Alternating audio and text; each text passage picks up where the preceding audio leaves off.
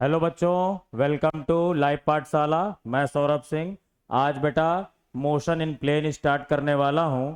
और motion in plane में बेटा हम लोगों को दो टॉपिक पढ़ना है। पहला नंबर जो हमारा टॉपिक है मोशन इन प्लेन में बेटा, वो हमारा टॉपिक है प्रोजेक्टाइल मोशन का। और दूसरा बेटा जो टॉपिक है हमारा, वो हम लोग पढ़ेंगे मोशन इन प्लेन में। जो दूसरा टॉपिक हम लोग पढ़ेंगे वेक्टर का पढ़ेंगे बेटा। तो इसको हम लोगों ने मोशन इन प्लेन को दो पार्ट में डिवाइड कर रखा है।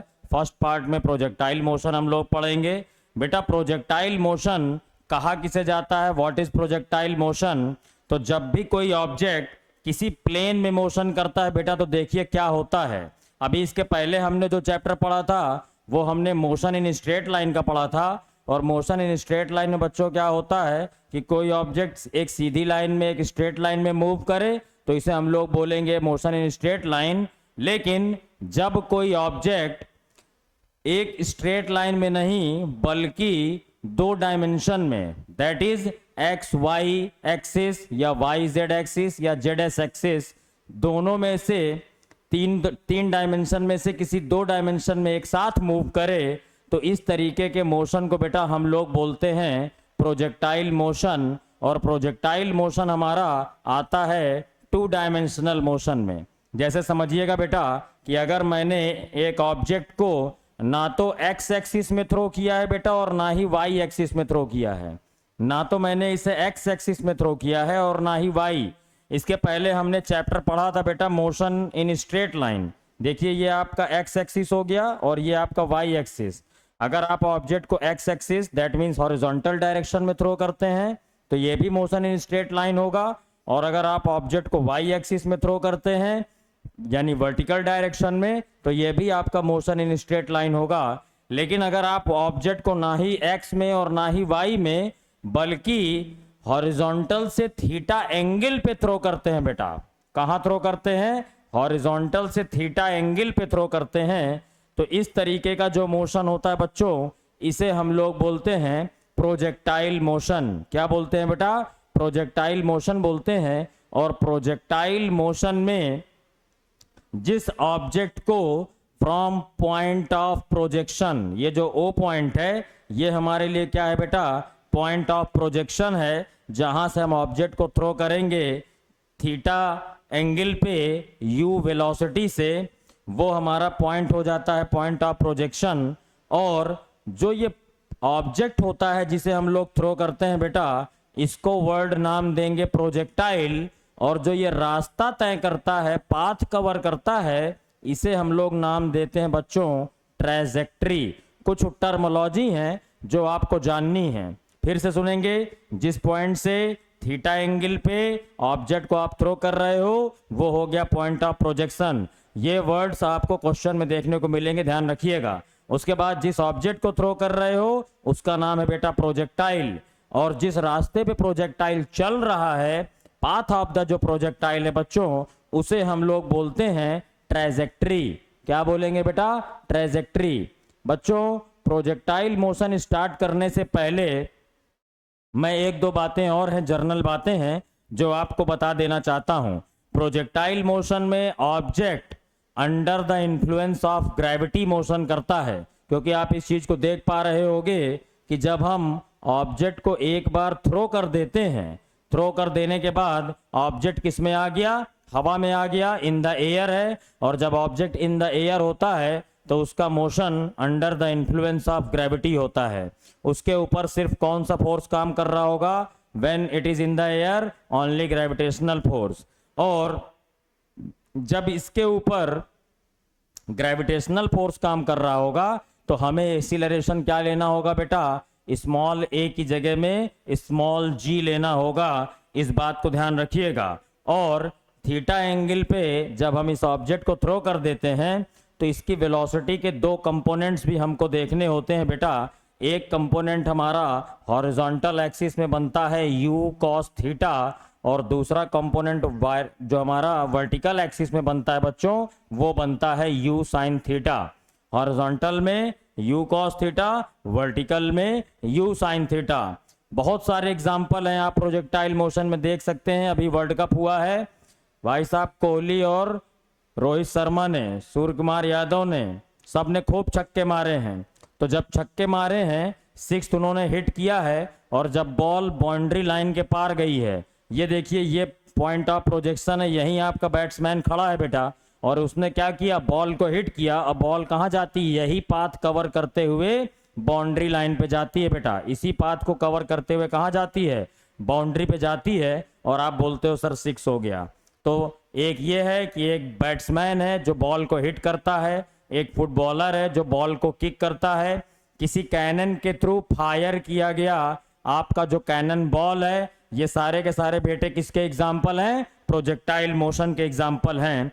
प्रोजेक्टाइल मोशन में मैंने आपको बताया कि जो ऑब्जेक्ट होगा under the influence of gravity motion करेगा, और प्रोजेक्टाइल मोशन आपका बेसिकली मोशन इन प्लेन है। मोशन इन प्लेन क्यों है, क्योंकि ऑब्जेक्ट साइमल्टेनियसली एक्स और वाई दोनों एक्सिस में मोशन करता है, इसीलिए बेटा इसको मोशन इन प्लेन कहा जाता है। आई थिंक इतनी बात आपको समझ में आ गई होगी।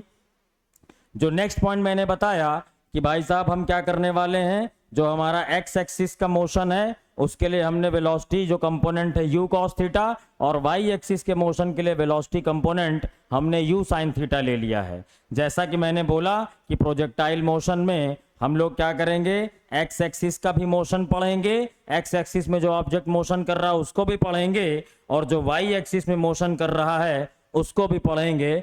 Let's start the derivation. आइए जो हमारा डेरिवेशन है प्रोजेक्टाइल मोशन का उसको करके देखते हैं। यहाँ पे मैंने एक एजम्पशन लिया है बेटा कि जब हमने अपने प्रोजेक्टाइल को पॉइंटों से प्रोजेक्ट किया है एट थीटा एंगल, तो टी टाइम के बाद, स्मॉल टी टाइम के बाद, कुछ टाइम के बाद बच्चों हमारा ऑब्जेक्ट कहाँ पहुँच गया है, पॉइंट पी पे। यहाँ से हमने थ्रो किया है u वेलोसिटी से, और हमारा ऑब्जेक्ट पॉइंट पी पे पहुँचा है। और जब वो पॉइंट पी पे पहुँचा है तो पॉइंट पी के मैंने जो कोऑर्डिनेट्स लिए हैं x और y लिए हैं, तो ये जो x कोऑर्डिनेट है बेटा ये आपका हॉरिजॉन्टल डायरेक्शन में है। ये x कोऑर्डिनेट कहाँ है भाई, हॉरिजॉन्टल में है, और y कोऑर्डिनेट हमारा कहाँ है बेटा, वर्टिकल में है। t टाइम के बाद x डायरेक्शन में या x एक्सिस में ऑब्जेक्ट x डिस्टेंस कवर कर रहा है बेटा, और y एक्सिस में ऑब्जेक्ट कौन सी डिस्टेंस कवर कर रहा है, y डिस्टेंस कवर कर रहा है। और अगर हम अब इन दोनों मोशंस को साइमल्टेनियसली पढ़ना है हमें, तो हम लोग क्या करते हैं, मोशन तो आपका बेटा साइमल्टेनियसली होता है, लेकिन पढ़ते इसको हम लोग अलग अलग तरीके से हैं। तो पहले हम लोग पढ़ेंगे motion along horizontal direction. Motion along horizontal direction पहले देख लेते हैं भाई साहब, एक्स एक्सिस में कितना जा रहा है, हॉरिजॉन्टल डायरेक्शन। तो हॉरिजॉन्टल डायरेक्शन में अगर हम मोशन देखेंगे तो x इज इक्वल्स टू, या बेटा आप फॉर्मूला देखो, डिस्टेंस और वेलोसिटी का जो रिलेशन है, डिस्टेंस टाइम रिलेशन है, s is equals to U T plus में क्या है बेटा, हाफ ए टी स्क्वायर। मैंने बोला है x एक्सिस का अलग मोशन होगा, y एक्सिस का अलग मोशन होगा। जब ऑब्जेक्ट हमने थ्रो कर दिया है, प्रोजेक्ट कर दिया है, तो जब ऑब्जेक्ट हमारा एयर में है तो एक्सीलरेशन g काम करेगा वर्टिकली अपवर्ड या डाउनवर्ड डायरेक्शन में, लेकिन हॉरिजॉन्टल डायरेक्शन में हमारा एक्सीलरेशन a काम करता है बेटा। और आपने जब प्रोजेक्टाइल को थ्रो कर दिया है, उसको आपने हवा में रख दिया है, थ्रो करने के बाद वो इन द एयर है, तो ग्राउंड पे तो है नहीं, और जब बेटा ग्राउंड पे नहीं होगा तो जो उसका एक्सीलरेशन होगा ग्राउंड पे वो कितना हो जाएगा बच्चों, 0 हो जाएगा। ग्राउंड पे एक्सीलरेशन कितना हो जाएगा, हॉरिजॉन्टल डायरेक्शन में 0 हो जाएगा। और टी टाइम के बाद मैं जूम कर ले रहा हूं कि हमारा प्रोजेक्टाइल कितना डिस्टेंस कवर कर रहा है हॉरिजॉन्टल में, x, और इनिशियल वेलोसिटी हॉरिजॉन्टल डायरेक्शन में बेटा कितनी है, u cos थीटा और मल्टीप्लाई में t। और ये वाली पूरी की पूरी टर्मोलॉजी क्या हो जानी है भाई, 0 हो जानी है, क्योंकि हॉरिजॉन्टल डायरेक्शन में हमारा एक्सीलरेशन क्या है बेटा, 0 है, ऑब्जेक्ट हमारा जब एयर में है। तो यहाँ से अगर मैं टाइम की वैल्यू निकालूंगा तो ये मेरे बेटे बनेगी x अपॉन में u cos थीटा। टाइम की वैल्यू हमारे लिए यहाँ से क्या बनी बेटा, x अपॉन में u cos थीटा, ध्यान रखिएगा।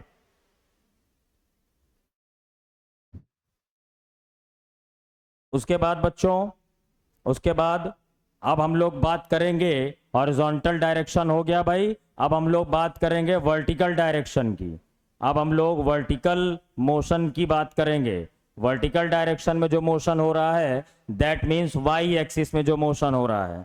तो वाई एक्सिस में जब मोशन होगा बच्चों, तो मैंने आपको सिखाया था कि जब ऑब्जेक्ट अपवर्ड मोशन करता है तो जी का वैल्यू आपका निगेटिव होता है, और जब डाउनवर्ड बच्चों मोशन करता है तो जी की वैल्यू आप पॉजिटिव लेते हो। तो यहाँ ऑब्जेक्ट अपवर्ड मोशन कर रहा है, यहाँ से हमने थ्रो किया, देखिए ऊपर जा रहा है, तो यहाँ पर एस इक्वल्स टू लूंगा यू टी माइनस में हाफ जी टी स्क्वायर। बेटा एस इक्वल्स टू क्या लूंगा, यू टी माइनस में हाफ जी टी स्क्वायर, और वाई एक्सिस में कितनी डिस्टेंस कवर कर रहा है बच्चों, वाई, तो वाई इक्वल्स टू देखिए u आपका क्या हो जाएगा वाई एक्सिस में बेटा, u साइन थीटा इंटू में t और माइनस में हाफ जी टी स्क्वायर। बेटा t की वैल्यू फ्रॉम इक्वेशन 1 हमारे पास कितनी आई है, x अपॉन में u कॉस थीटा, ये मैं यहां प्लेस कर दूंगा, तो y इक्वल टू हमारे पास हो जाएगा u साइन थीटा मल्टीप्लाई में t की जगह बेटा x अपॉन में u cos theta minus half g, और यहाँ पे t की जगह में रखूंगा तो देखिए t स्क्वायर है, तो ये बनेगा x स्क्वायर अपॉन में u square cos square theta. बेटा देखो साइन थीटा अपॉन में कॉस थीटा बच्चा टेन थीटा हो जाएगा, और u से u का वैल्यू कैंसिल हो जाएगा, तो y इक्वल टू हमारे पास क्या बनेगा, देखिए x tan theta, x ten theta minus में बेटा माइनस में half G X square minus में half G X square upon में U square cos square theta. ये जो हमारी इक्वेशन बन के आई है ये हमारी प्रोजेक्टाइल मोशन की इक्वेशन है बच्चों, और आप देख पा रहे होंगे कि ये equation y equals to X minus में एक्स स्क्वायर, अगर बाकी टर्मोलॉजीज को मैं कोफिशिएंट मान लूं तो बन रही है equation y equals to X tan theta minus में half G X square upon में U square cos square theta. तो बेटे अगर मैं इसको कंपेयर करवाऊंगा y equals to A X square plus B X और प्लस सी से, तो ये हमारी क्वाड्रेटिक इक्वेशन है बच्चों, और क्वाड्रेटिक इक्वेशन जो होती है उसका जो ग्राफ बनता है बच्चों वो हमेशा कैसा बनता है, पैराबोलिक ग्राफ बनता है। कैसा ग्राफ बनता है, क्लास 10th में आप सब बच्चों ने बनाया होगा, पैराबोलिक ग्राफ बनता है। इसीलिए बेटा जो प्रोजेक्टाइल होता है, प्रोजेक्टाइल का पाथ आप देख पा रहे होंगे कैसा होता है, पैराबोलिक होता है। इतनी बात समझ में आ गई होगी बेटे। उसके बाद आप एक चीज और नोटिस कर रहे होंगे कि जब हमारा प्रोजेक्टाइल पॉइंट ओ से मूव करना स्टार्ट करता है तो कहां तक जा रहा है भाई, पॉइंट ओ से उसने पॉइंट ऑफ प्रोजेक्शन है, और मूव करते हुए कहां तक पहुंच रहा है भाई, पॉइंट बी तक पहुंच रहा है। तो जितनी देर या जो टाइम इसने पॉइंट ऑफ प्रोजेक्शन से लेकर पॉइंट बी तक पहुंचने में लगाया है, इसे हम लोग बेटा बोलते हैं टाइम ऑफ फ्लाइट। क्या बोलते हैं बेटा, टाइम ऑफ फ्लाइट। या कह सकते हो कि आपका जो प्रोजेक्टाइल है, जो ऑब्जेक्ट है, जितनी देर तक हवा में रहा वो आपका टाइम क्या हो जाएगा बेटा, टाइम ऑफ फ्लाइट हो जाएगा। It is the total time for which the object is in flight remains in air. देखिए बेटा remains in air while going from point O to point B, इसको हम लोग बोलेंगे बेटा time of flight. Time of flight को बेटा दो पार्ट में डिवाइड किया जाता है। एक चीज नोटिस कर पा रहे होगे कि जब भी किसी ऑब्जेक्ट को आप अपवर्ड डायरेक्शन में थ्रो करोगे तो क्या होता है, पहले वो कुछ हाइट तक जाता है और उसके बाद उस हाइट पे उसकी फाइनल वेलोसिटी 0 हो जाती है और फिर वो नीचे आना स्टार्ट करता है बेटा। तो हमारा जो प्रोजेक्टाइल है from point O to H यहां तक जा रहा है ऊपर, और उसके बाद यहां से बेटा नीचे आ रहा है। तो ये वाला जो पार्ट है फ्रॉम ओ टू एच, इसे हम लोग बोलेंगे बच्चों टाइम ऑफ एसेंट। क्या बोलेंगे, टाइम ऑफ एसेंट। और फिर एच के बाद जब बी पे जा रहा है तो ये वाला हमारा जो पोर्शन है इसे हम लोग बोलेंगे बच्चों टाइम ऑफ डिसेंट। और ध्यान रखना जो टाइम ऑफ एसेंट और टाइम ऑफ डिसेंट होते हैं ये दोनों ही सेम होते हैं, और इन दोनों की वैल्यू जो होती है ये टोटल टाइम ऑफ फ्लाइट के इक्वल होती है। तो मैं मान ले रहा हूं जो हमारा टाइम ऑफ फ्लाइट है मेरे बेटे वो टी है, that is from O to B आने में कितना टाइम लग रहा है, कैपिटल टी। लेकिन ये capital T time of accent और टाइम ऑफ डिसेंट का सम है, तो टाइम ऑफ एसेंट को भी अपन टी ले रहे हैं बेटा और टाइम ऑफ डिसेंट को भी टी ले रहे हैं, तो कैपिटल टी हो गया बेटा आपका 2t के इक्वल, और अगर यहां से t की वैल्यू लोगे तो ये बनेगा t/2। दैट मीन्स कि आपको अगर कभी टोटल टाइम ऑफ फ्लाइट दिया हो और टाइम ऑफ एसेंट और डिसेंट पूछेगा तो आपको क्या कर देना है, उस टोटल टाइम को 2 पार्ट में डिवाइड कर देना है और आपका क्या निकल के आ जाएगा बेटा, टाइम ऑफ एसेंट या डिसेंट निकल के आ जाएगा। तो मैं क्या करने वाला हूं, हम क्या करने वाले हैं बेटे, अब इस टोटल टाइम की वैल्यू निकालने वाले हैं, that is time of flight की वैल्यू निकालने वाले हैं। तो हमारा ऑब्जेक्ट जब टाइम ऑफ फ्लाइट कर रहा है तो बेटा अपवर्ड डायरेक्शन में मोशन कर रहा है, तो अपवर्ड डायरेक्शन में लिखूंगा V Y, v is equal to U plus A T होता है बेटा। ध्यान रखिएगा, मैंने बोला है कि जब भी एसिलरेटेड मोशन होगा तो हमेशा इक्वेशन ऑफ मोशन ही हम इस्तेमाल करेंगे। तो V Y is equal to हो जाएगा यू वाई प्लस में बेटा अपवर्ड डायरेक्शन में मोशन है, कहाँ मोशन है भाई, अपवर्ड डायरेक्शन में मोशन है, तो v is equal to U plus हमारा क्या होता है बेटा, A T. V is equal to U plus क्या होता है भाई, ए टी होता है। तो जरा ध्यान दीजिएगा, v is equal to U plus A T में आपका यहाँ पे जाएगा जी टी। और ध्यान दीजिए, जब अपवर्ड डायरेक्शन में मोशन कर रहा है तो हमारी वेलोसिटी कितनी है बेटा, u साइन थीटा, और हॉरिजॉन्टल वेलोसिटी तो हम लेंगे नहीं क्योंकि ये हमारे लिए 0 है, और प्लस में g, और टाइम पीरियड कितना है बेटा, t/2 है। तो हमारे पास u sine theta is equal to आ गया g मल्टीप्लाई में t/2, और यहाँ से टोटल टाइम अगर आप निकालोगे तो t इज इक्वल टू हो जाएगा बेटा, देखो ये 2 यहाँ मल्टीप्लाई में आएगा 2u साइन थीटा, और नीचे क्या आ जाएगा बच्चों, g। तो ये जो टाइम पीरियड निकल के आया है t is equal to 2u sine theta upon में g, इसे बेटा हम लोग बोलते हैं टाइम ऑफ फ्लाइट। और टाइम ऑफ फ्लाइट क्या है, जितनी देर तक हमारा प्रोजेक्टाइल इन द एयर होगा उसे हम लोग बच्चों बोलेंगे time of flight. It is clear. Now come to the next point, that is maximum height. ये देखिए बेटा, जब हम प्रोजेक्टाइल को अपने थ्रो करते हैं तो वो वर्टिकली जो हाइट, मैक्सिमम हाइट कवर करता है बेटा, इसे हम लोग बोलते हैं maximum height of the projectile. Vertically जो मैक्सिमम हाइट कवर करता है इसे हम लोग बोलते हैं maximum height. It is the maximum vertical height attend by the object above the point of projection. तो यहाँ पे जो ये वाली डिस्टेंस है यही हमारे लिए क्या है बच्चों, मैक्सिमम हाइट है। और ध्यान दीजिएगा, जब आप मैक्सिमम हाइट पे पहुंच जाएंगे तो आपकी फाइनल वेलोसिटी क्या हो जाएगी बेटा, 0 हो जाएगी। और अगर हमें ये हाइट निकालनी है तो मैं फॉर्मूला इस्तेमाल करूंगा h is equals to U T. Upward direction में मोशन कर रहा है बेटा, तो अपवर्ड डायरेक्शन में मोशन के लिए यू टी माइनस में क्या लिखूंगा, half G T square, U T minus में हाफ जी टी स्क्वायर। और बच्चों देखिए, अपवर्ड डायरेक्शन में जो हमारी वेलोसिटी है वो कितनी है, देखिए मैं मान ले रहा हूं कि मैक्सिमम हाइट कितनी कवर कर रहा है, h, तो हमारी हाइट कितनी हो गई भाई, कैपिटल H। और ऊपर डायरेक्शन में जा रहा है तो u साइन थीटा, और मल्टीप्लाई में बेटा देखो यहाँ स्मॉल t हमने इस्तेमाल किया है। क्या इस्तेमाल किया है, स्मॉल t इस्तेमाल किया है। जरा ध्यान दो, देखो अभी हमने जब स्मॉल t की वैल्यू निकाली तो तुम्हारा t/2 आया था, और t/2 का मतलब हो गया स्मॉल t किसके इक्वल हो जाएगा बेटा, u साइन थीटा अपॉन में g के इक्वल हो जाएगा।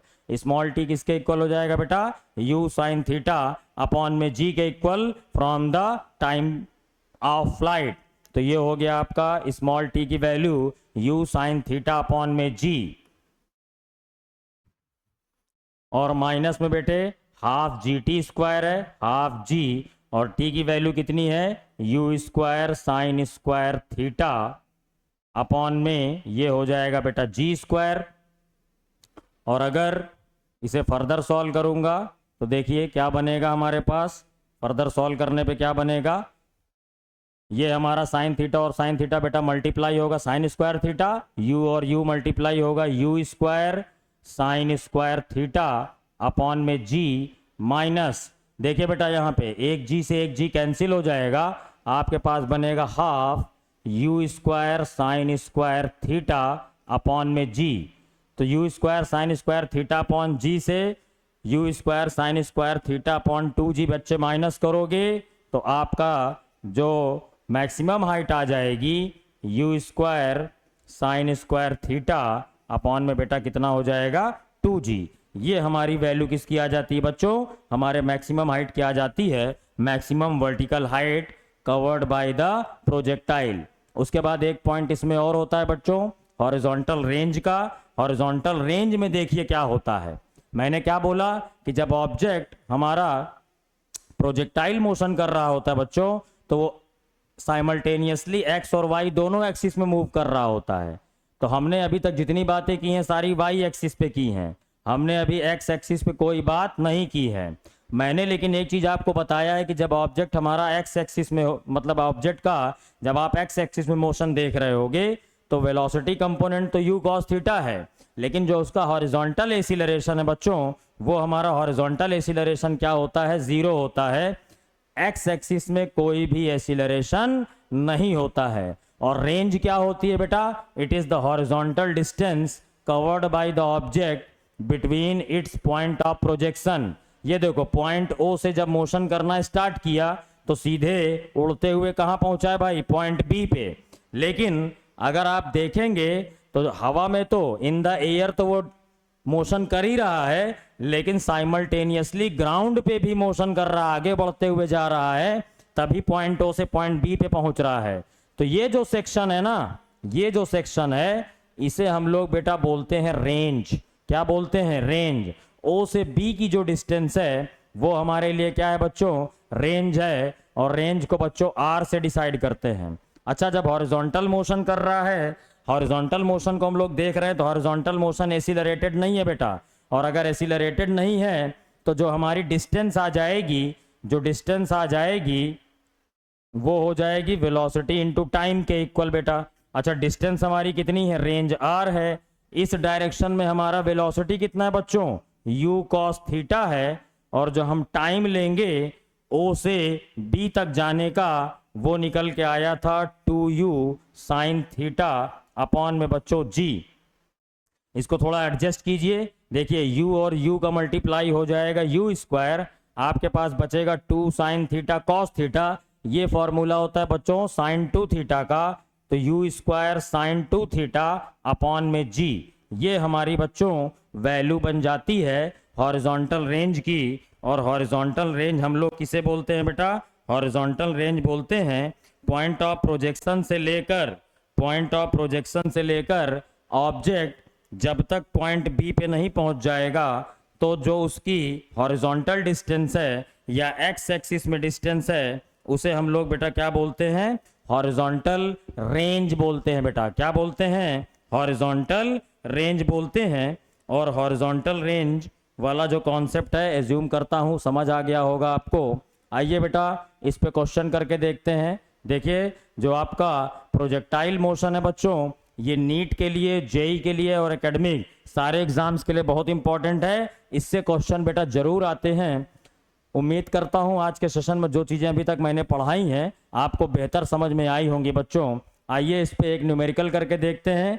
देखिए हमसे कह रहा है कि एक फुटबॉल प्लेयर है, kicks a ball, a football player kicks a ball at an angle of 30 degree with the horizontal with an initial speed of 20 metre per second.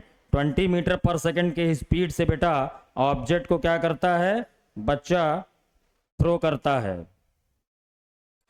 Football player क्या करता है, किक करता है, कितने डिग्री के angle पे बच्चों, 30 डिग्री के एंगल पे। तो सोल्यूशन इधर लिख रहे हैं बेटा, तो यहां पे हमारा थीटा कितना हो गया बेटा, 30 डिग्री हो गया। थीटा कितना हो गया, 30 डिग्री हो गया। और इनिशियल वेलोसिटी हमें u कितना दिया है बेटा, 20 metre per second. Initial velocity u हमें कितना दिया है, 20 metre per second. Assuming that the ball travels in a vertical plane, calculate time at which the ball reaches the highest point. हमसे बेटा उसने क्या पूछा है, टाइम ऑफ फ्लाइट। लेकिन टाइम ऑफ फ्लाइट में भी टाइम ऑफ फ्लाइट का जो टाइम ऑफ एसेंट है वो पूछा है बेटा। ये देखिए उसने हमसे कहा ना कि वर्टिकल जो मैक्सिमम पॉइंट है वहां तक पहुंचने में, तो O से लेके बेटा H तक पहुंचने में जो हमारा टाइम है उसे हम लोग क्या बोलेंगे, टाइम ऑफ एसेंट बोलेंगे। तो टोटल टाइम तो हमारा बच्चों होता है TU साइन थीटा अपॉन में G। अगर हम टाइम ऑफ फ्लाइट की बात करें तो T इक्वल्स टू होता है बेटा 2u साइन थीटा अपॉन में g। लेकिन बेटा अगर हम टाइम ऑफ एसेंट की बात करेंगे तो वो सिंपल आपके लिए हो जाएगा t is equals to U sine theta upon में g। t is equals to हो जाएगा बच्चों u साइन थीटा अपॉन में g। g की वैल्यू हमें लेनी है 10 metre per second square, u की वैल्यू हमारे पास है 20, थीटा मेरे बच्चों हमें दिया है 30 डिग्री और अपॉन में g की वैल्यू हो गई 10। तो ये हमारा जो टाइम ऑफ एसेंट है, ध्यान रखिए, the time at which the ball reaches the highest point. तो ये हमसे टाइम ऑफ एसेंट है पूछ रहा है बेटा।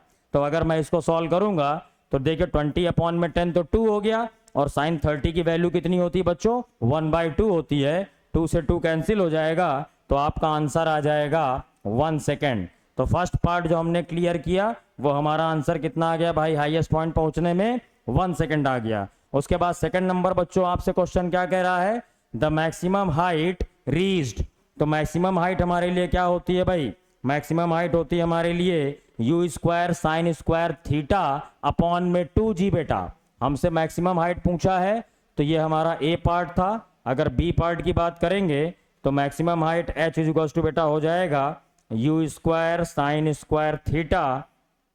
मैक्सिमम हाइट का फॉर्मूला होता है U square sine square theta upon में 2g, और u की वैल्यू बेटा अगेन 20 दिया हुआ है, 20 का स्क्वायर करोगे, maximum height you square sine square theta upon में 2g। हाँ ठीक है, 20 का स्क्वायर करोगे बेटा तो 20 का स्क्वायर हो जाएगा 400, और मल्टीप्लाई में साइन स्क्वायर थीटा है बेटा, साइन 30 की वैल्यू होती है 1/2, साइन 30 की 1/2, तो साइन स्क्वायर 30 कितना हो जाएगा बेटा 1/4। यहाँ पे वैल्यू कितनी हो जाएगी 1/4, और अपॉन में 2g, तो 2 मल्टीप्लाई में g की वैल्यू बच्चों 10 हो गई। 400 को बेटा 4 से डिवाइड करोगे बनेगा 100, और 100 अपॉन में 20 बेटा कितना बनेगा 5 मीटर। तो जो मैक्सिमम हाइट मेरे बच्चे कितनी आ गई 5 मीटर आ गई। उसके बाद नेक्स्ट पार्ट है भाई, कह रहा है हॉरिजॉन्टल रेंज बतानी है बेटा। तो जो हमारी हॉरिजॉन्टल रेंज होती है वो हमारी आती है U square sign 2 theta. Horizontal range जो आएगी आर जो होता है बेटा you square sign 2 theta upon में जी। तो u की वैल्यू 20 है, 20 का स्क्वायर करोगे 400